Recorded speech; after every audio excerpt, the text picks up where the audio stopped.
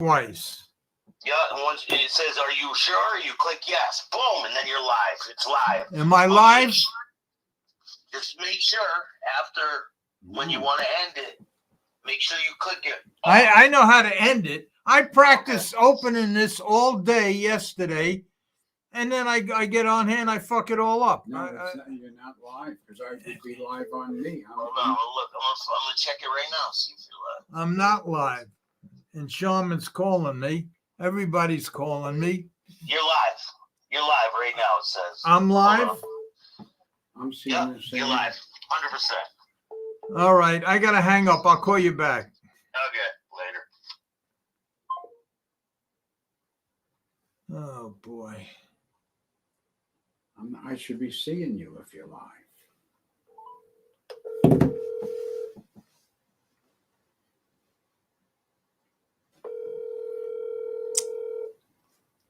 We're trying to figure out if I'm live or not, guys. Just hang on, especially pick the pro and ponies. Now Shaman ain't answering. Somebody tell me if I'm live. Well, they're not going to tell you now, Larry, because you know why? You're not live. Because look in the upper right-hand corner. It doesn't say live. See? You were live, though, before. I don't know why you took yourself off. Can you hear you? Can you hear me? I hear you. All right. So it listen. says end stream. I shouldn't hit that, right? You are live. I'm sorry. I'm live right now? Yeah, you're live.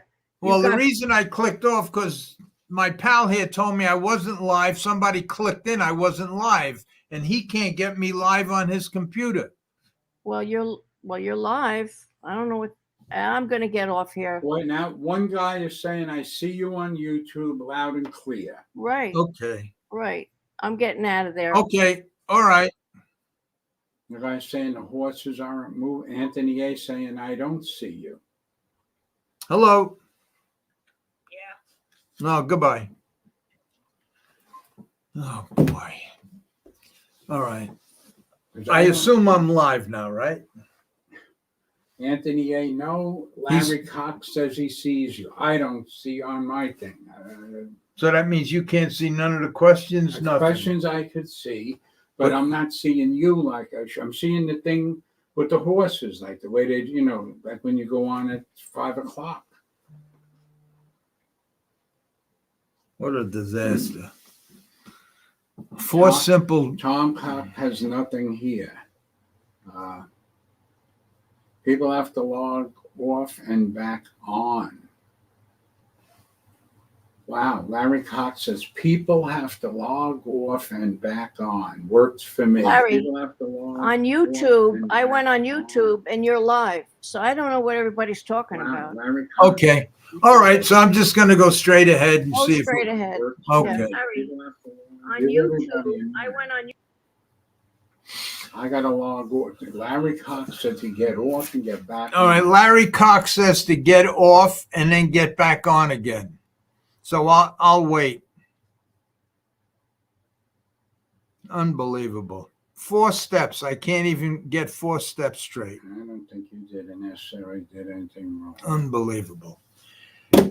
Anyway, I'm going to answer some of these questions and just hope that I'm live, and I'm hoping this pick the pros and ponies. Is that guy on here? Because his questions are the ones I'm going to answer first. Let's see. I'm on now. So what Larry Cox said for people to get off and come back on, but I have to type that in because.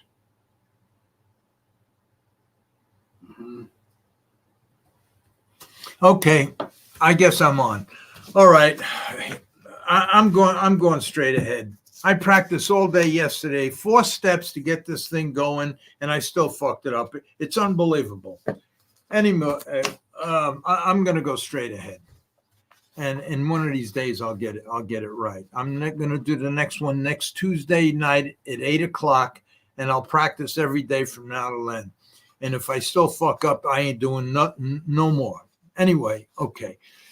This guy picked the pros and ponies.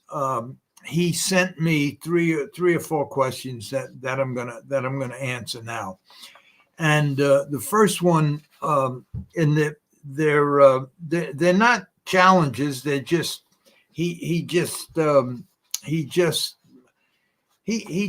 made some remarks, and they're all good questions with some comments. And one of the comments was Bill Mott, the trainer, thoroughbred trainer Bill Mott, galloped and shod his own horses. Now, let me say this. I don't mean to. This all started when I got one question, and it asked me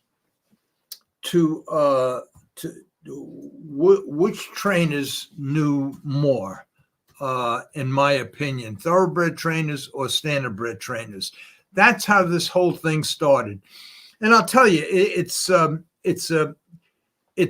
kind of a good back and forth, because there's the game that really is the top of the heap is the thoroughbred business. So and standardbred business for years and years and years has been like a second farm team business. They're poor relatives. And you would think that the ones at the top in the thoroughbreds would know more than the trainers that train standardbreds, which is basically a farm team based on the perception. And I answered the question saying, in my opinion, standardbred trainers know a whole lot more than thoroughbred trainers. And not only do I say that because I've been involved in both for more than 30, 40 years. And I witnessed both. I witnessed the challenge that I had sitting in the cafeteria at Aqueduct Racetrack. I was sitting there with Joe Aquilino, 2 or 3 other trainers, and they were talking about some kind of lameness problem or whatever, and I was just sitting there keeping my mouth shut, and Joe Aquilino looks over to me and says, "Larry, what would you do in that case?" And I told him what I would do, and the guy sitting opposite me he said just like this, "You fucking jughead trainers think you know everything." And with that, I turned the table over and hit him with the chair. And Joe, and thanks to Joe Aquilino, he kind of squashed the whole thing. But he was a wise ass guy anyway, and he deserved what he got. But I'll start off by I answered the question the way I answered it, that in my opinion, thoroughbred trainers had a lot more knowledge and experience in every phase of racing. And a lot of people got a little angry with me, but I'll start off by saying this. When I applied for my thoroughbred license, and I don't know if that's the case anymore, because like I said, this was like 30 years ago, 40 years ago, whenever it was, I had to take a test. So when I went to take the test, it was at Aqueduct Racetrack downstairs in the commission office. And they told me be there at 8 o'clock. I got there at 8 o'clock, 8:30. They handed me a folder that was about maybe three-quarters of an inch thick. And they said, okay, we're going to break for lunch. I was in a room all by myself. There was a counter with a couple of people, commission people behind the counter. And they said, okay, if you have any questions, just come to the desk, and we break it 12 o'clock for lunch, and then you can come back and finish your test, and we close at 4. I said, okay, no problem. So I sit down, and about 10:30, I come up to the desk, and they said, can I help you? And I said, yeah. I said, I'm done. And they said, you're done? I said, yeah. So half of the test, I don't really remember it, but I know that the back half was all rules and regulations and the middle was all about lameness and conditioning and this and that, and how would you treat lameness and questions like that. So I guess half of it was that, and half of it was rules and regulations. So I said, I'm done. And the girl called one of the guys out in the back. I guess he was one of the commissioners. And he looked through the whole thing. And after about 4 or 5 minutes of going through the pages, he said to me, what does this answer mean? And I said, which one is that? And he says, when the question was, how would you treat a bog spavin? And my answer was to leave it alone. And he says, that's your answer? And I says, yeah. So he says, why would you answer like that? And I says, because that's the right answer. Because if you drain it, the body creates more fluid and it'll come back even bigger. And if you drain it and inject it, it's the same thing's going to happen. Just leave it alone. Just leave it alone. And in the event, I had a horse in 1960, I think. The first horse I ever bought for myself was Siskiyou Song. It was a trotter. And he had a torn tendon sheath, and down around the suspensory used to blow up, loaded with fluid. And because of the fluid, it would create a little pain when he was going, and he had a considerable nod. And so what I did was, before I would take him out or before I would train him or race him, I would drain that, put a brace bandage on it, and he would be fine. But then the next day it filled up. So my answer is just leave it alone. And he says, I have to tell you something. He said, in all my years here, and I gave hundreds of tests, nobody ever finished it this fast.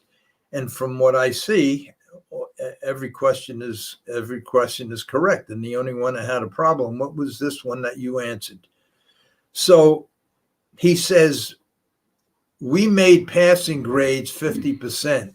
And usually the 50% that pass is all rules and regulations. Now, you're sitting in the room all by yourself. You could bring the rules and regulations in with you, which I did not. But it just, so that was my first experience saying, how the fuck how could nobody answer the first half of this test? And so that was my first experience. Now, training horses it's a tough thing, especially thoroughbreds. Now, I'll just give you basic stuff. The thoroughbred guy probably gets up at the grooms get up real early. They feed the horses. The trainers show up maybe 6 o'clock, and the big shots get on their ponies and they go out to the racetrack and watch their horses go. And the track is open at most racetracks. They're open for about 4 hours in the morning.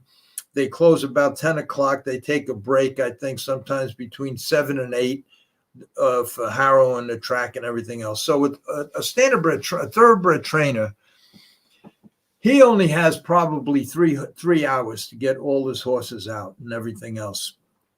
Now, after they're all out, the track closes right around 10 o'clock.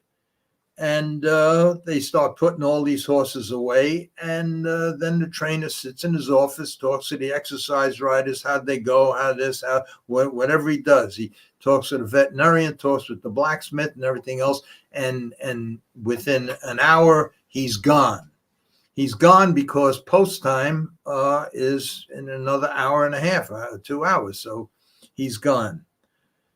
So one of the questions that Pick the Pros and Ponies said was that Bill Mott galloped and shod his own horses. Now, I'm sure he probably did that when he first started. I don't when based on the scenario I just laid out, when do you think Bill Mott would have time to shoe his own horses? So and I've been around a long time. I've been in just about every backstretch, every barn area, at just about every track, and I never ever saw a thoroughbred guy with a substantial stable shoe his own horses. Now, there's guys with 1 or 2 horses, 3 horses that maybe they shoe their own. I'm not talking, but there's no Bill Mott shoeing his own horses. Now, maybe he did 40 years ago, but I don't think he's doing it now. Now, you got a question? Yeah. Okay, first one, Mike Mormeal asked, did you know the trainer Joe Van Cott? No. All right, that was quick. Anthony A., who's helped us out here on the tech end. If you send a T-bred to Gallup, would you go to the track to watch or stay behind at the barn to see him cool out? Well, like I said, there are very few trainers that gallop their own horses, and I'm sure that through the years, Mott probably galloped a few. But what most of the trainers do, they just get on their pony or they get in their golf cart and they go up to the track and they watch him. I think it's very, very important, unless you have something serious to do at the barn. And then you would send your second trainer up there. But I think for the most part, most trainers just go up and watch him gallop, because in reality, you can't trust. You can't. I seen too many trainers ask their exercise rider, "How was he switching leads?" And good. Everything is good. And it's clear as day. They never switch leads going into the turn or coming out of the turn. And most of the time you couldn't see it anyway unless you had binoculars. But the top almost all trainers go to the racetrack, and then they come back to the barn, and they depend on, if it's a big stable, they depend on the second trainer to watch how they cooled out, or the help to tell them, because they just, like I said, by the time the work's done on the racetrack, it's 10 o'clock, and they got to go back to the barn. Just say they have 30 horses. It's a tough job. I don't mean to put any of these guys down, but when I say that I never saw a thoroughbred trainer shoe his own horses, maybe they know how. Maybe they did it early on. Maybe they did it as they were coming up through the ranks. Maybe some of them were even blacksmiths. I'm not saying to denounce them. I'm just saying, as a matter of fact, when do they have the time to do it? So in my opinion, they don't do it. Where a standardbred guy, there's many standardbred guys that spend the afternoon, because the standardbreds race at night. And a lot of them they're not in a hurry to get to the track at 1 o'clock or 12 o'clock. And they have a whole lot more time, and they know a whole lot more about feet. And talking about shoeing, probably 50, 60, 70% of the primary problem starts from the foot. The problem is, especially with thoroughbreds and thoroughbred trainers, they believe that the secondary problem is the primary problem, and they keep completely avoiding the feet. Now, I did a podcast. During a podcast I talked about Mike McCarthy, and he bought that horse from Alan Jerkins. And in fact,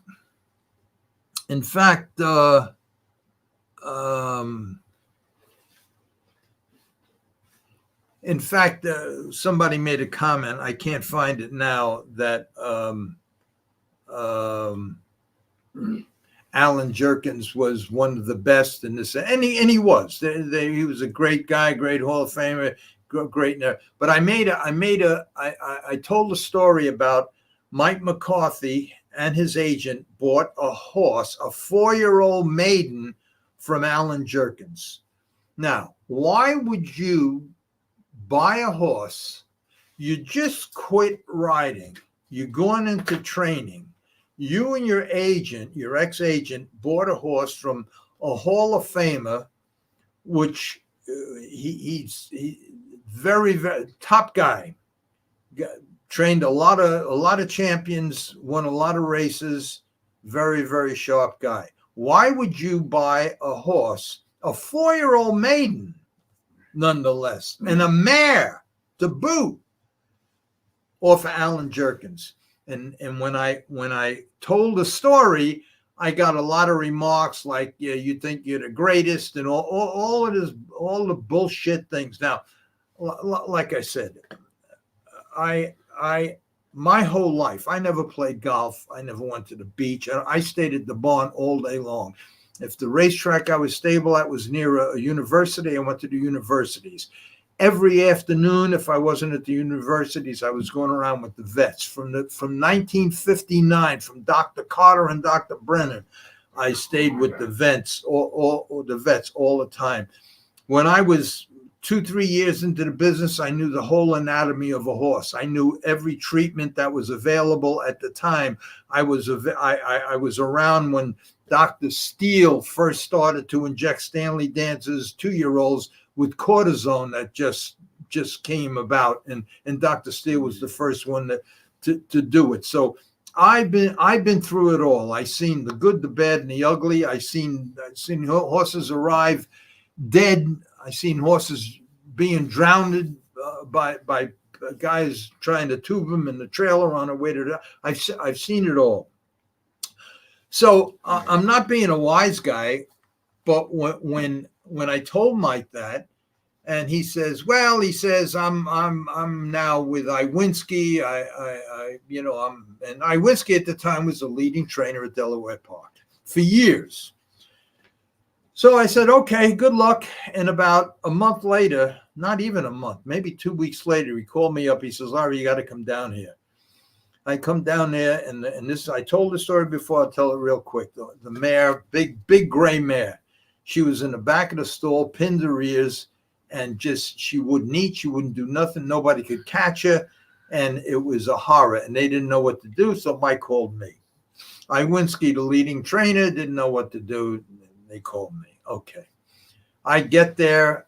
You couldn't catch her. We start building the bales of hay, straw, just pushing her into the corner. So when she was kicking and everything, she would kick into the bales of straw. And finally, we pinned her in the corner, up against the back wall. We caught her. Well, as soon as we caught her, I tranquilized her right away. And the problem was, like I said in the podcast, she had 4 feet that were bleeding.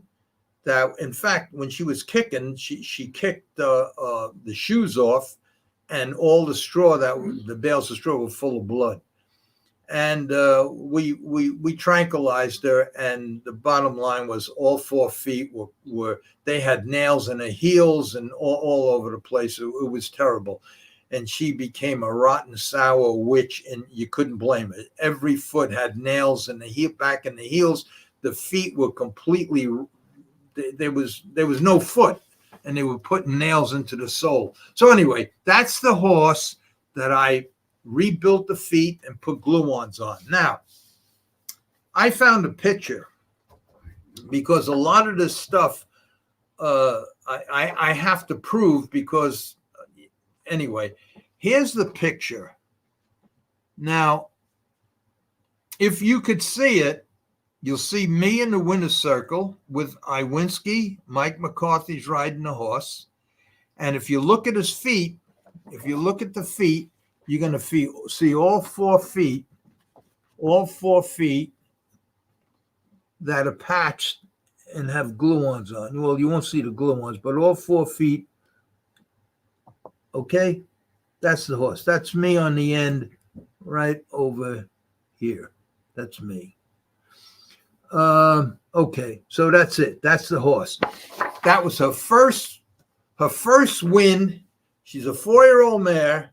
He bought her from Alan Jerkins. He couldn't get it to the races. He got it to the races, but she couldn't do nothing. And this was a 6-furlong race that Mike put her in, the first start. She got left at the gate, and she won by 15 lengths. So I don't just make this stuff up, and I'm not putting nobody down, but I doubt very much that if Alan Jerkins even knew what I just described. Maybe he did, but it's worse if he did, because anyway. All right. Okay. All right, we have people are waiting here to, all right. Is the thoroughbred diet and the standardbred diet, is there different in the way, I mean, No, it's just about the same. It's 11, 12, 13% protein. It's normally it's just horse feed. They make it. Years ago, it was just plain oats. You either ordered, like in the 50s, 60s, 40s, you ordered plain oats or crimped oats. And then once in a while, you give them a mash, or maybe every night you gave them a mash, a bran mixed with that. Half a gallon of hot water, mix it up, and that's what they ate.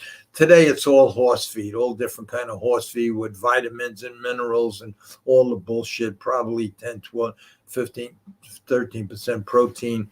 And so it's all horse feed. So in both breeds, some horses have special feed because they need it for whatever reasons. So that there are special feeds, but for the most part, standardbreds and thoroughbreds are fed the same. Anthony A. asks, or states, just by looking at the back bandages, you can see if the horse is right. If there's 2 round marks on the back, he's good. If they're not round, the horse is off. I don't understand. Say that, read it again. Just by looking at the back bandages, you can see if the horse is right. If there's 2 round marks on the back, he's good. If they're not round, the horse is off. I don't understand the question. Okay. Most of the time, the bandages that they put bandages behind for different reasons. The standardbreds, most of the time, they put them on for different reasons. 1 is to widen them out. 2 is for support. 3 is for protection. And that probably goes, the protection part probably goes for thoroughbreds more than standardbreds. Usually trotters, standardbred trotters wear them, where just about every thoroughbred wears them just for protections. And some they even come up with a little hock boot to protect the lower part of the hock where a thoroughbred would hit. And so that's the reason for brace bandages. Now, Anthony is back and he's saying on a gallop. His comment pertains, well, I guess, while the horse is galloping.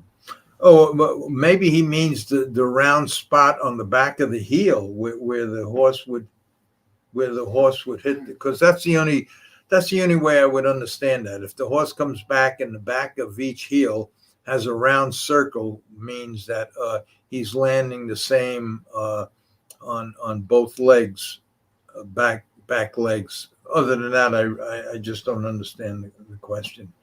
But if they both had round marks on, which means when they go into the dirt, they're both landing with the same amount of weight on each leg, then you'd get the same imprint or the same marking.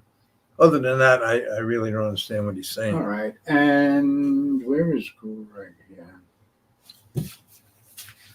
Someone, they moved away here. If you had any stories about Eddie Lohmeyer and Cat Manzi. Yeah, let me just say this. Pick the Pros and Ponies also said Seawall was an average trainer at best. Well, right. I worked with Seawall when Seawall took me in when I had no license and for a lot of years. He's here right now with some. Can I read this one? Go ahead, read it. All right, here's Pick the Pros and Ponies. Wiggle was just a bad horse, no shot. You're moving one up on the Giant Killer. You won a maiden 25 at Delaware, not a race of consequence. Oh, that was the same guy. That's Pick the Pros. Well, let him answer why the Giant Killer, Alan Jerkins, had him since he was a 2-year-old. How come he never did what I did, regardless what kind of race it was? He's standing there. He win by open lengths. He's sound, and he's happy.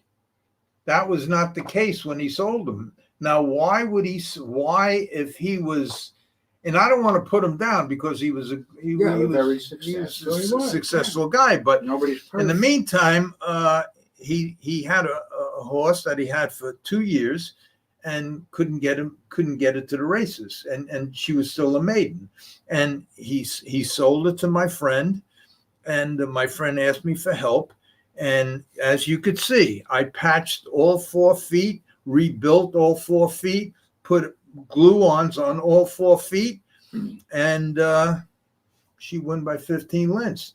Now that's just facts. I'm not knocking the guy. I'm just saying this is what I did. It makes no difference if it was a 5,000 claimer.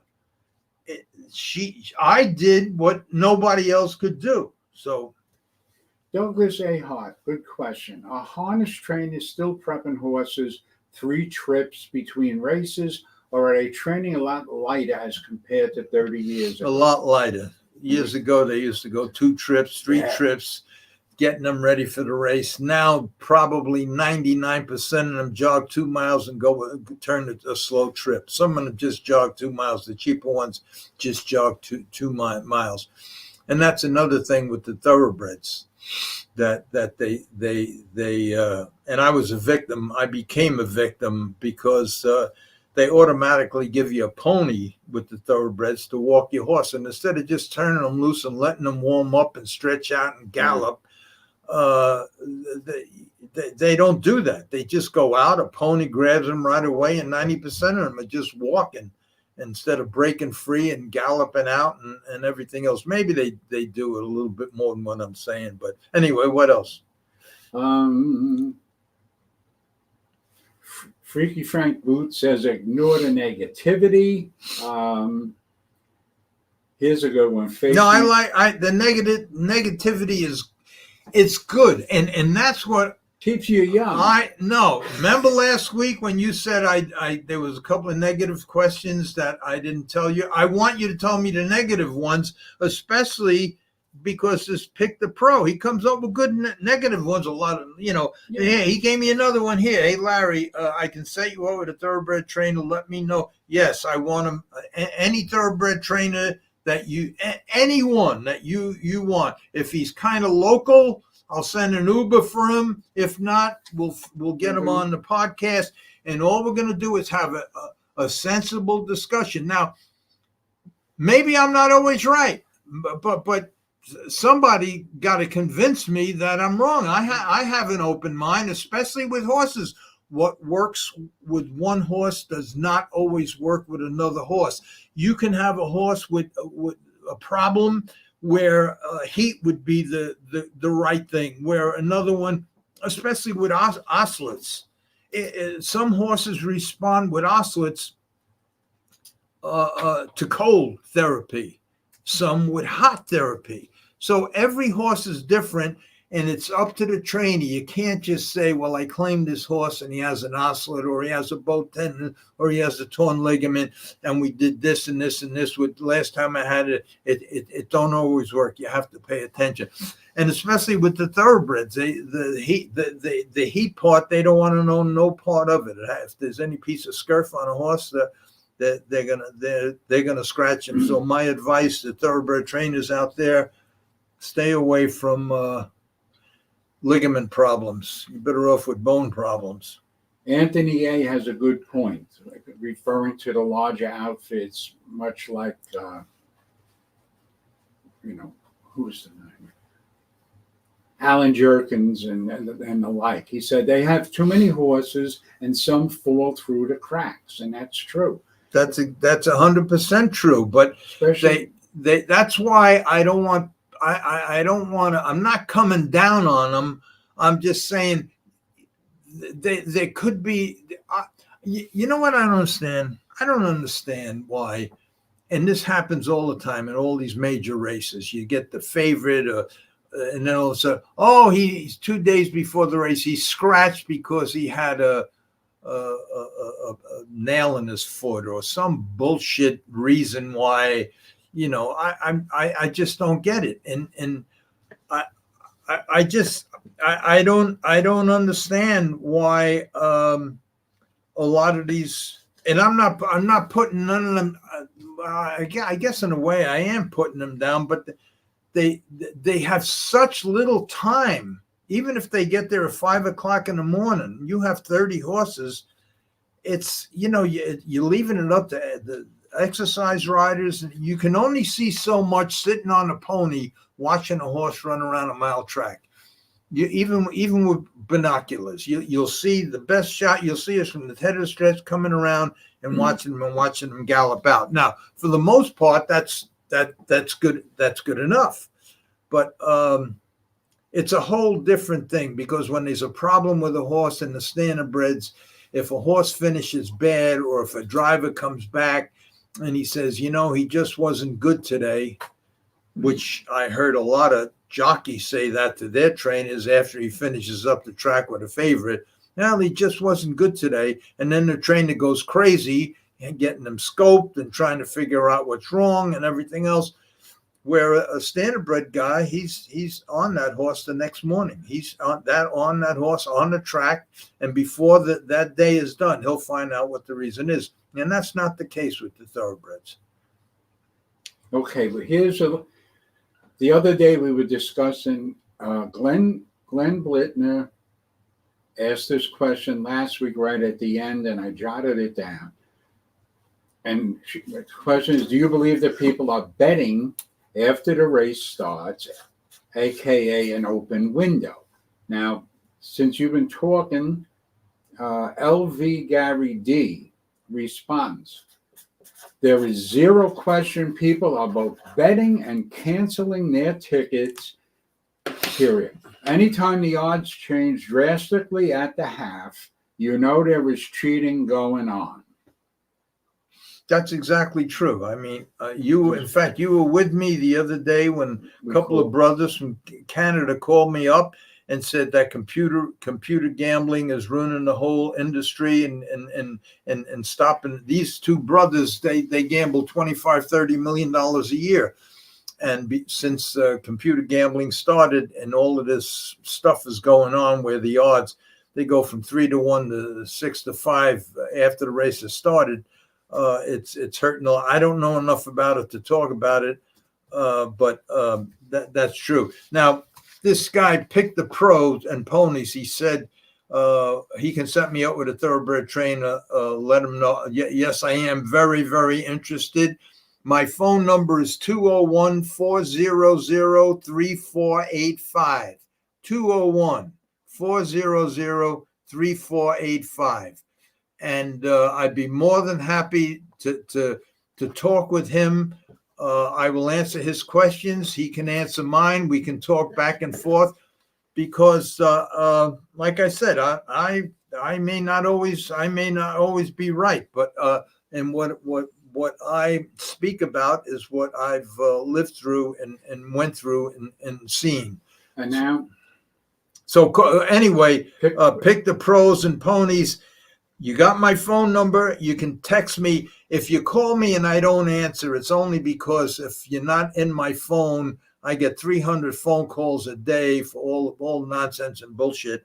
But text me. Let me know who you are, and I will more than happy have somebody sitting right next to me or on film, and we can go back and forth and answer these questions together in a civilized way. And that's it. And like I said, the thoroughbred trainer is kind of hindered because of the amount of time he has to spend at the barn. And he picked the pros, has a couple of things on here too now. Just come in. Nowadays, the super trainers have 200 plus horses.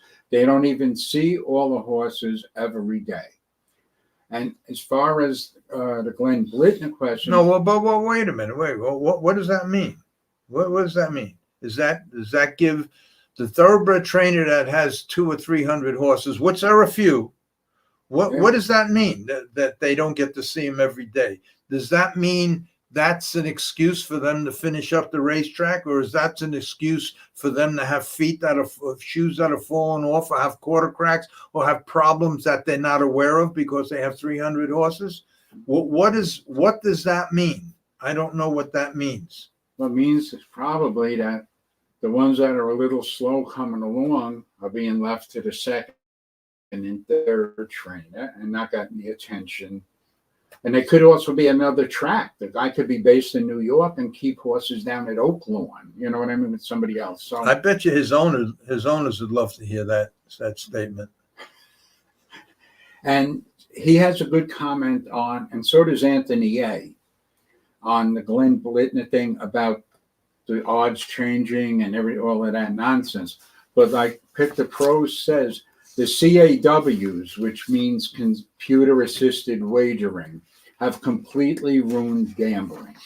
That's what I just said. And Anthony A said the odd changes are computers looking into the pools, making tens of thousands of wagers. Naira even owns a piece of one. That's right. They're partners with Churchill Downs in one. For the big bettors that you Now, should not let me- broadcast your phone number so easily. Start with emails to keep the crackpots from calling. Like I me. don't care. That was Face Museum. I have nothing to hide, and I'm more than happy to talk to anybody. I've been through it all, so nothing will excite me, nothing will scare me. I've done it all. There's my phone number out. The only thing is, if you're not in my phone, your name, I won't answer it because it's probably one of them bullshit calls. So just text me. Let me know who you are, and I will get back to you. I would love nothing better than to have 4 or 5 standardbred and thoroughbred trainers here and have a roundhouse. I will not predict what's going to happen. Hey, look, everybody out there has a closet that they don't want opened. Everybody. Now, is great as a lot of these guys were, and in the beginning, you talked about Pick the Pros, talked about Billy Mott. Billy Mott was great. I have a list here, and I'm not going to read it. 4-time Eclipse Award winner, outstanding, on and on and on, from 1995, 96, 2011, 2023, and everything else. In North America, he has 5,400 wins, more than 4,000 seconds, and close to 4,000 thirds, and earnings more than $343 million through May of this year. Now, how could I say something bad about him? But facts are facts, and some of the facts are that he came up with a couple of positive tests, one for Banamine, one for Lasix in 2014. And not only that, but both substances that were found at levels 10 times the recommended dosage. And prior to that, in 2002, he tested positive for some kind of another painkiller. So look, everybody's looking for an edge, and I don't care who it is, and that's just a fact, and sometimes it's just like a trainer would say to the vet, well, look, do whatever you have to do. I just don't want to get a positive. And then it's up to the vet, and the vet's going to do whatever he could. Just picture a guy with a 60-horse stable at a racetrack like Mott or one of these other guys, and the vet bill is $3,000-4,000 a month per horse. Mm-hmm. Times that by 50 and times that per month for the veterinarian. You know that this veterinarian is going to do everything he can to make that trainer a leading trainer or very competitive. And yet, with all the nonsense and bullshit and everything else, the win percentage is still always around between 15 and 22% win average for the top guys. And most of the top guys are on the list for the most positives of anybody. So it goes on, and that's in both businesses, standardbreds and thoroughbreds, and it goes to any other business. Go ahead. This one changes direction a little bit, goes back a ways for you, probably. RS70 asks, Did he ever street race cars for slips? I don't know what that means. I think guys that like you race a guy for his car, right? For his registration. Yeah, slip. I think that's what. Pink No, slip the most I did when I was a kid, I was 15 years old, and my mother's boss, Tommy LaCasey, took care of a lot of, when I was building my dragsters and roadsters, I would test them on, I live on 30th Avenue, and I would have my friends stay at each, like 91st Street, 90th Street, and so no cars would come, and then I would test if I put a new engine in, a new clutch, or a different rear. I would test them like at 10, 11 o'clock at night, and have my friends block the traffic for me. And but that's the most I ever did. And then we would go down the connecting highway in Astoria, and we would race on the, there was a quarter of a mile strip. That's the most. That's the most. We never did. Marty Watness asks, nothing about Morty Finder. There's a lot I could say Yeah. about Morty Finder. Morty Finder, when him and Lou Gider gave me them 10 yearlings to train one year, and we become very friendly because of Davey Handel.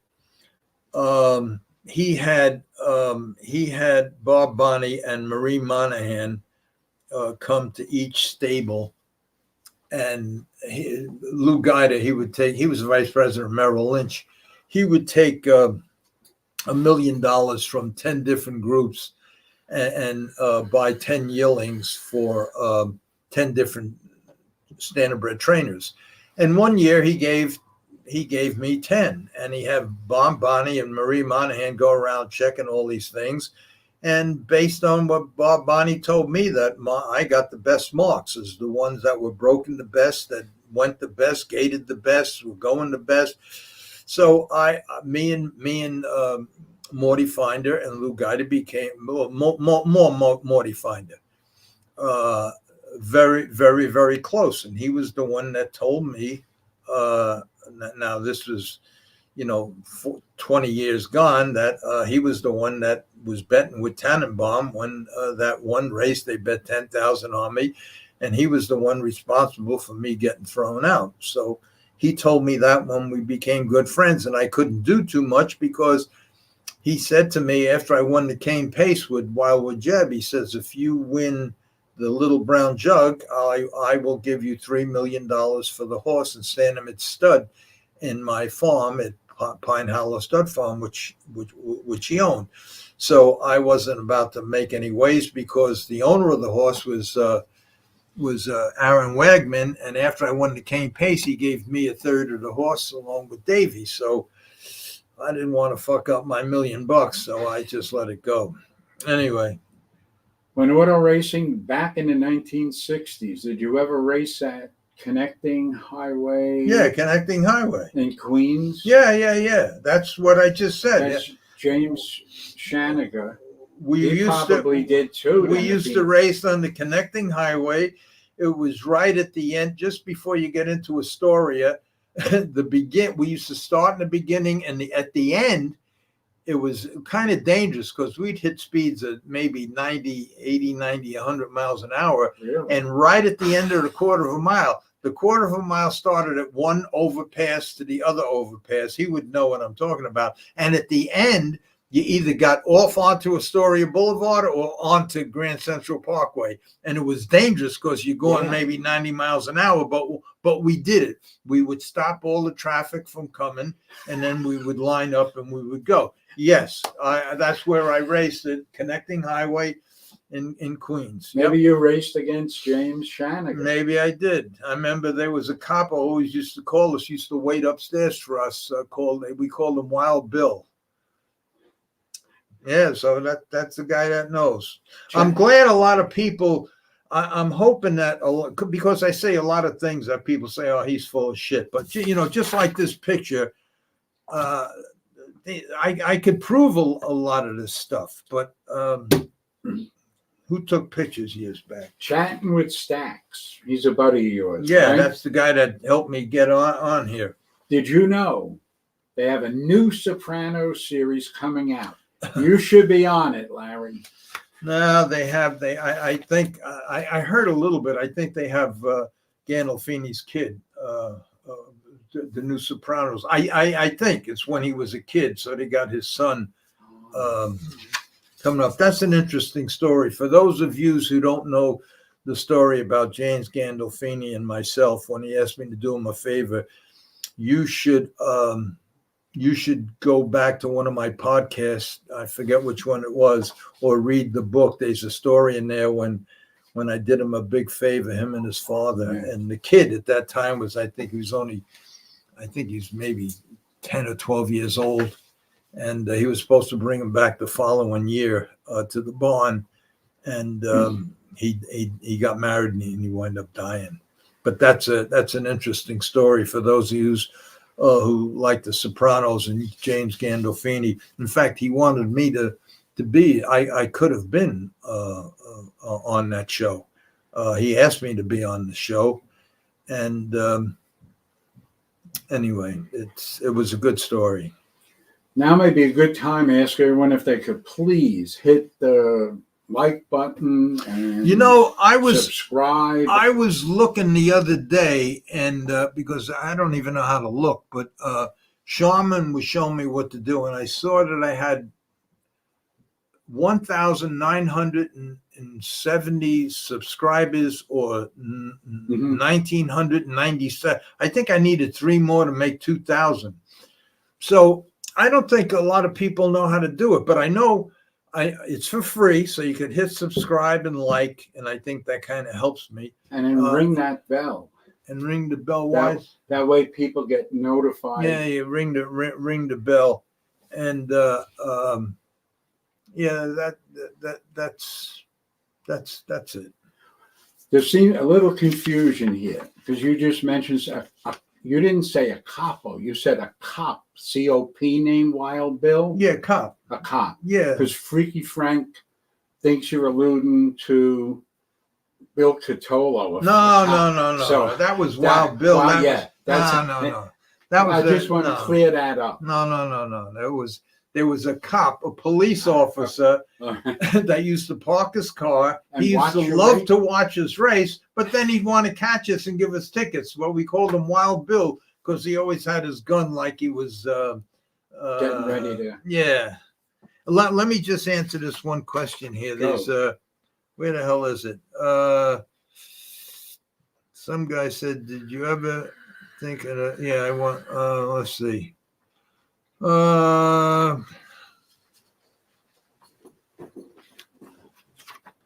They asked me, some guy asked me, after you squared up with Cabert, that was the guy I owed all that money to. Did you ever give him any more action? No. When I got even with him, and I remember the day, October 8th, 1978, I paid him. I was even with him. I paid him back over $1 million in VIG. And then I wound up giving him the balance of, it was 300 and something thousand. That was the last time I didn't want to have any dealings with him. But at that time, a few years later, John Gotti was getting very close with him. And in fact, Gotti, when I bought John Gotti, the horse MMF, he sent for me. And like I said, we were friends when we were kids. When I robbed them trailer loads of whiskey and everything else, he was on the fencing for me and a lot of other things, trailer truck tires. So we were friends since we were kids, but he went one way, I went with the horses and the cars. So he says, I heard you're doing some business with a friend of mine, and this friend was Cabert, and Cabert was in New Jersey, and I says, yeah, and he says let me see if I could do something about it, which he was just saying that to be nice. There was nothing he could do about it because I was wrong and Cabert was right. But I did buy the horse for him, and but after I got even with Cabert, John Gotti made him his main guy. He sent Sammy Gravano down to Jersey and sent for him, and they made him as the main button guy. and because he was a guy that he went on one hit with Sammy, and he just put 3 or 4 bullets right in the guy's head, and Sammy come back and said, "Yeah, he's the right guy." And at that time, John was putting a lot of credence into the Jersey faction with Cabert, and thank God I was even with him. And he was just a bad guy. He was just one of these guys that was a bad guy.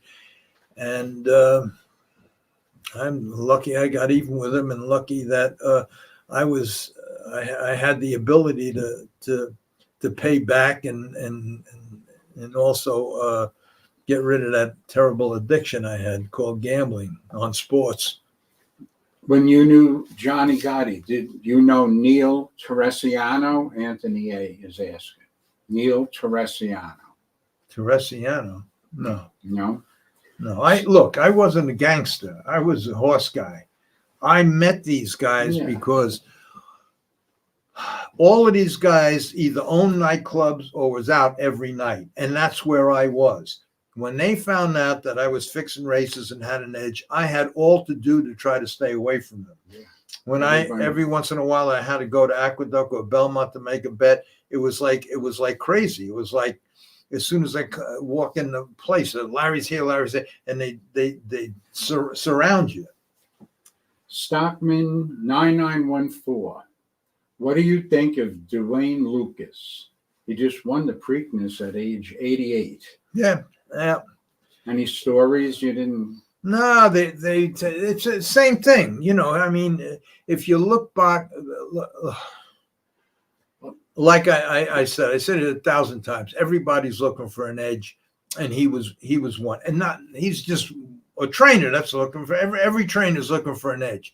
He had a lot of positive tests. I heard a story about him. I don't know if it's true or not, that he actually bought into one of these companies that took samples that tested when you came up positive. They retested it, and he bought into one of them companies.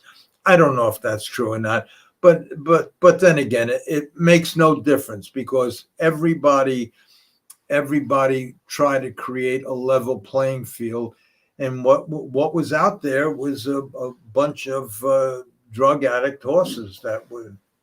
Just to clear this up, Anthony A. states Neil Teresiano was a horse trainer, his trainer. So he wasn't a button guy. Oh. I got this. I figured the same thing. What was the name? Terraciano. There was a guy, I think, like that. If that's the guy, he was stabled in New York for a short period of time about 30 years ago. If that's the guy. I didn't know him well, but there was a guy, I think by that name, that had a short period of time where he was doing pretty well. I remember him because he was one of the few Italian guys that were trainers over there. I don't know if that's the guy or not. John Nichols states that Gotti's driver Carlo is training now. I don't know who Carlo could be. I don't know. I don't remember. Then James Grimaldi asked, did you ever make enough money in 1 week to pay off Cabert? No, because How could you? Jesus. No, because at the time, don't forget, I was that money that I was making, and I made a lot. I was sending people, and if you read the book or if you watched the podcast, I try to go through the podcast when I first started, chapter by chapter, and go and go in order, so you would know. But during that time in the 70s, 71, 72, 73, 74, 75, 76, 77, I must have spent millions of dollars sending cancer patients to Dr. Burton and paying for them. Yeah. 10,000, 15,000 a pop. Hundreds of them I sent down. I was paying my $15,000-$16,000 a vig between Cabert and Barney Cutler. I was living my life, going out every night. That's the only thing that kept me kind of sane. So I was making a lot of money, but I rebuilt the whole church, me and Charles Slusky, the church that burnt down in Monticello, for a little over $300,000. I supported 2 other families. I supported 2 kids that worked for me that got married, and one, the wife, she had a bad operation on her heart that it cost me a few $100,000. So there was a lot of things I did with the money that I made. It wasn't only to pay Bert and Barney. John Nichols, who asked about Carlo Gotti's driver, is training now. He's put in a last name Vaccarezza. I don't know. The guy that ran Denoy, the restaurant for John, his name was that Carlo Vaccarello, I think. I don't know if it's the same person or not, but I'm sure he's not training horses now. Rick Simon says, do you work on cars or hot rods at all anymore? No. I know you don't rob gas stations. No, the gas station robbery stopped 60 years ago. No, right now what I do now is I lease a car I lease a car every 3 years. I haven't had a speeding ticket in a long time, and I'm just an old man winding down, and but I loved it when I did it. And the only thing that I would have been a Formula driver had Mike Foley not pulled in the gas station that day with 3 horses in the truck and invited me out to the farm. I would have today probably been a Formula driver. And I guess we could close out. Tom Kopp states here, the name of my new band, Drug Addict Horses. You know, it's a shame. I don't mean to make fun, but it would be interesting. It would be interesting if one of the trainers, I already got 2 trainers that want to come on, and I gave my phone number. This was private. When they call me privately and text me privately, they're going to come on. But I would really like just some information, and maybe this guy, because he seems like a real nice guy, knowledgeable guy, and sounds like a decent guy. This guy picked the pros and ponies. I would love for him, because he seems to know a lot and he seems to find out things, and maybe he's a horse owner. In fact, he said, I don't know if I said this or not. He put down, so now you're better horseman than old man Ben Perkins Sr. Well, I didn't say I was better, even though in my opinion, I think I was, but it's a fact that Good Scout, I bought from him, and I rebuilt his feet. I put glue-ons on, and I put him into a $30,000 claimer, I think it was, and he win by open lengths. Opening day, it was either Hialeah or Gulfstream, and me and Alan and 2 or 3 other people that we were friendly with made a major score. That's all I'm saying. I'm not saying that I'm better than Ben Perkins. All I'm saying is that I got a horse from him. He was putting him in a sale. I bought him prior to the sale for $5,000.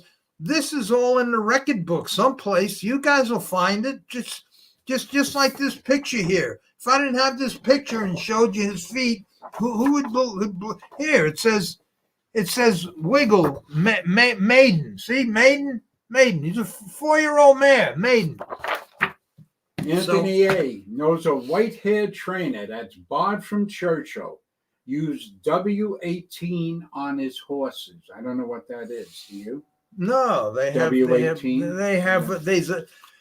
I have Pick the Pros says that Baffett is who Anthony must be talking about. He responded to Anthony's statement about the Well, white-haired Baffett, trainer. I across the wire. I think there's I was on the show. I think it's a pretty good show. The guy's a really nice guy. He has a podcast called I think Past the Wire or something like that, all about horses. Yeah. And I was on there, and we had a real good talk. He's a really nice guy, very knowledgeable.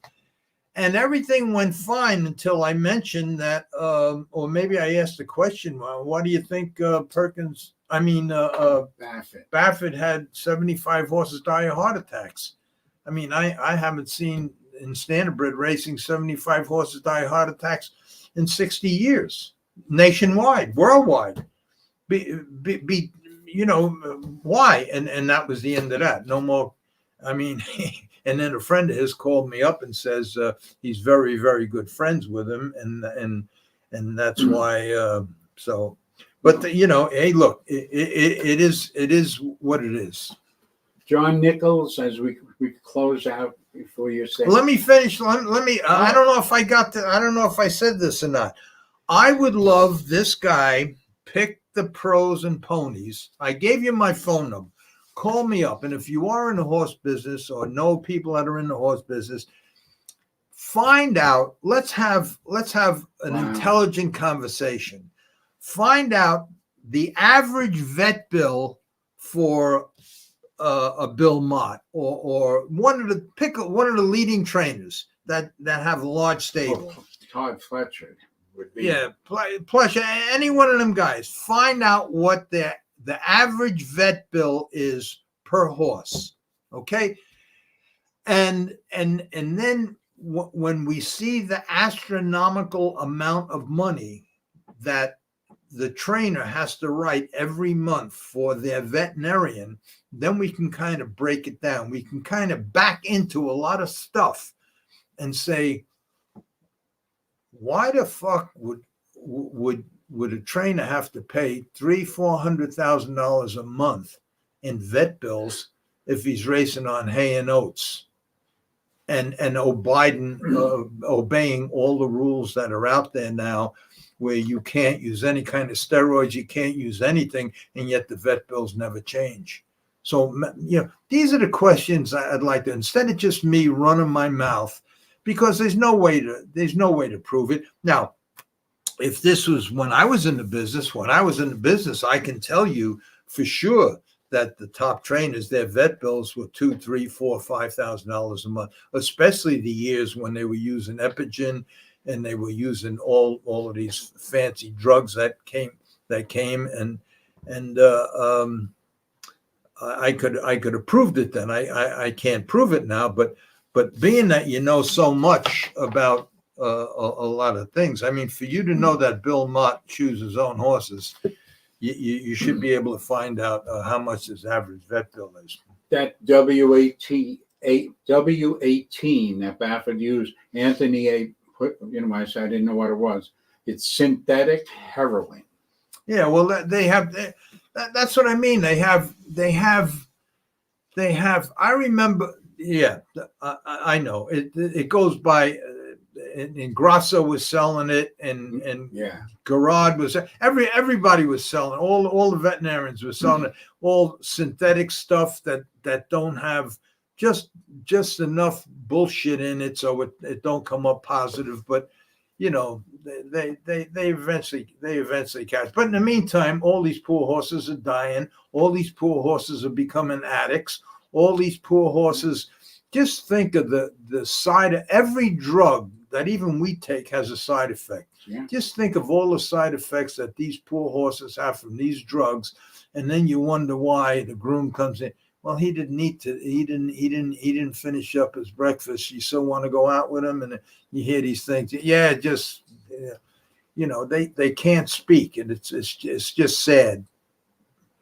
John Nichols said horses get lost in larger barns, and some just need more TLC and respond better to more hands-on trainers.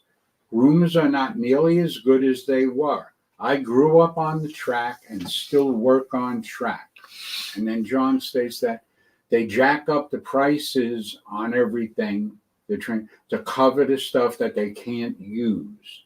You can't bill an All right, owner for start with that synthetic question from the heroin. beginning again. Just start it from the beginning.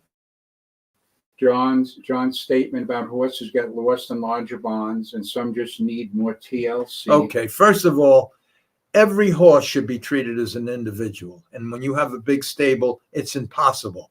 The trainer goes to the training board and he writes down the same thing.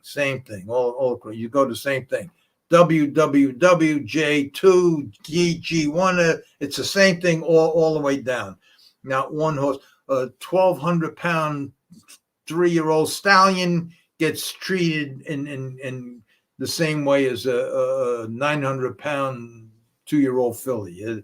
It just don't make any sense. And what makes even worse sense to me is that the bigger the horse and the tougher the horse is, the less they do with them, because the exercise rider comes back and says, he's too tough for me. I can't handle him out there. I can't control him. I can't stop him. So the next step is you get him to a pony guy.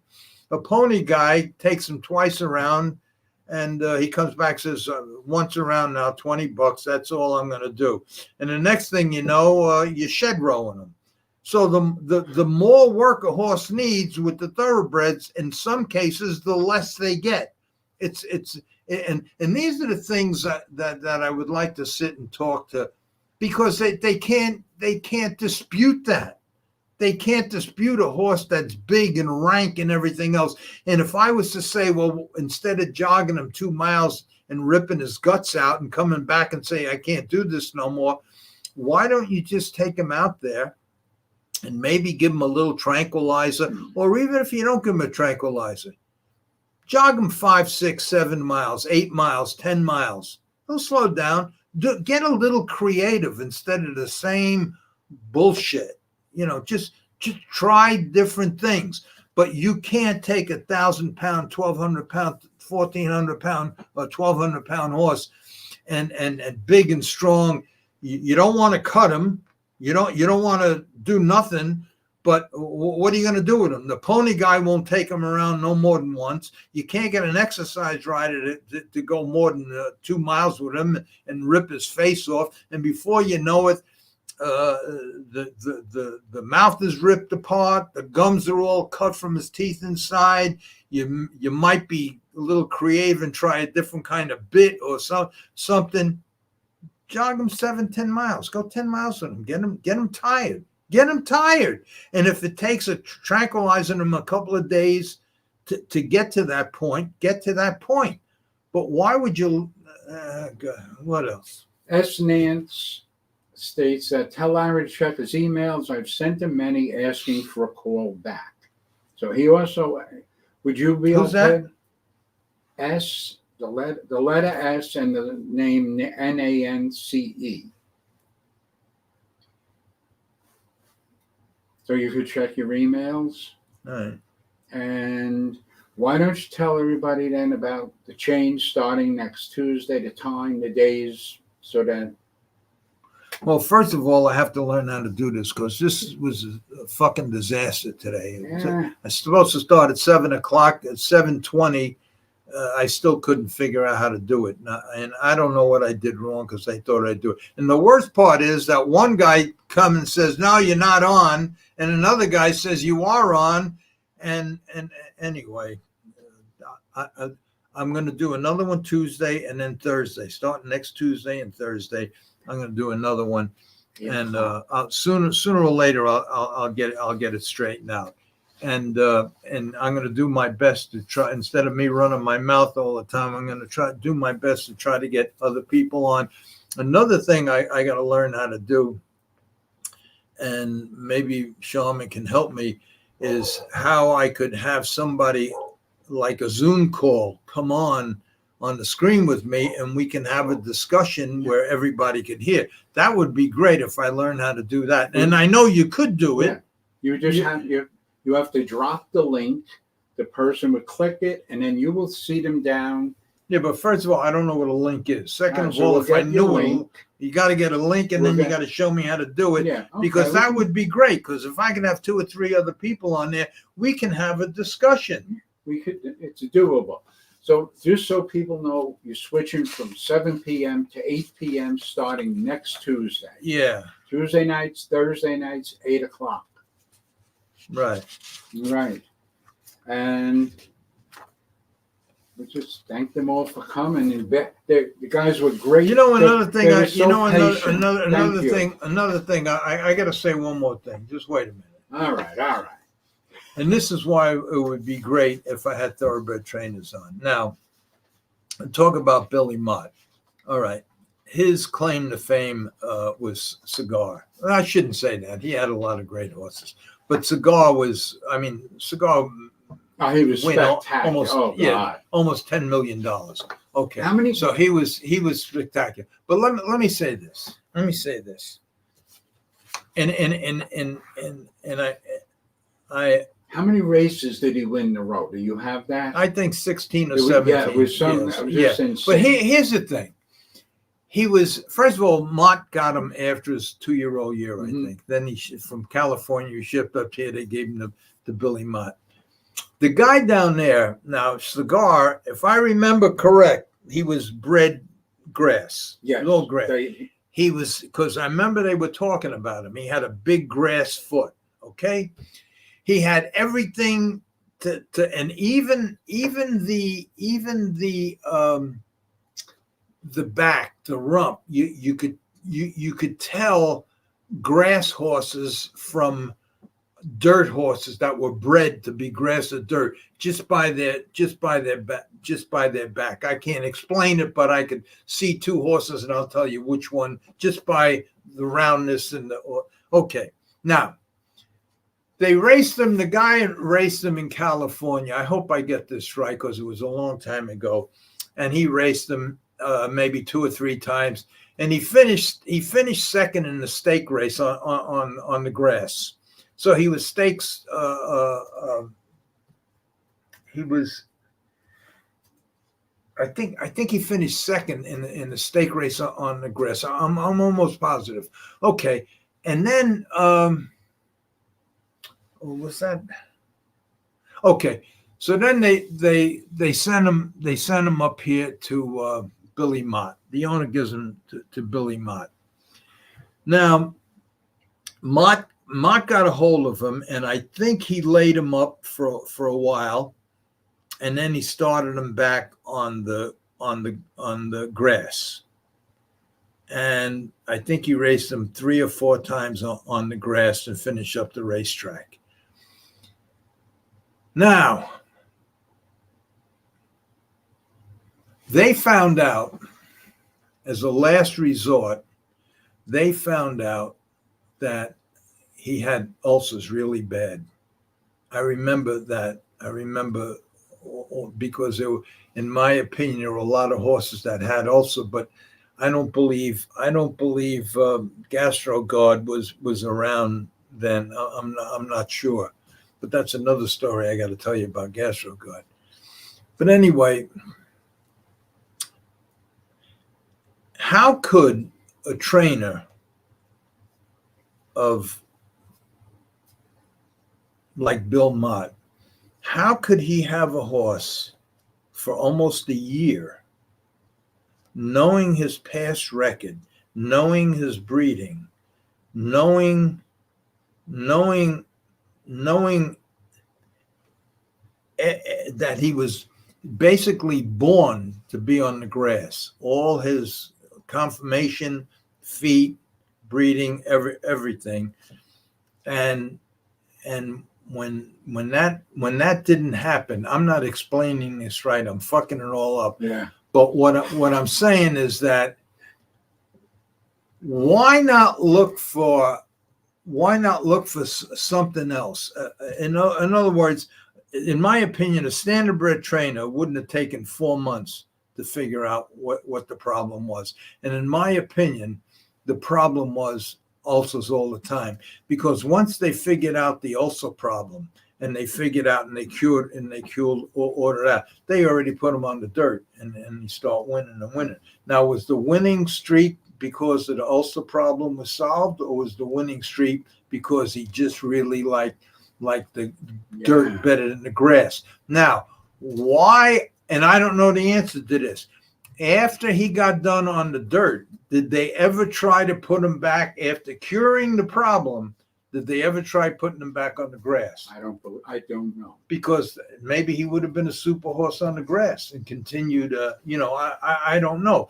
But these are the things that they have these horses for so long, and like nothing makes sense, but they just keep doing the same thing, rather than dig into something's wrong.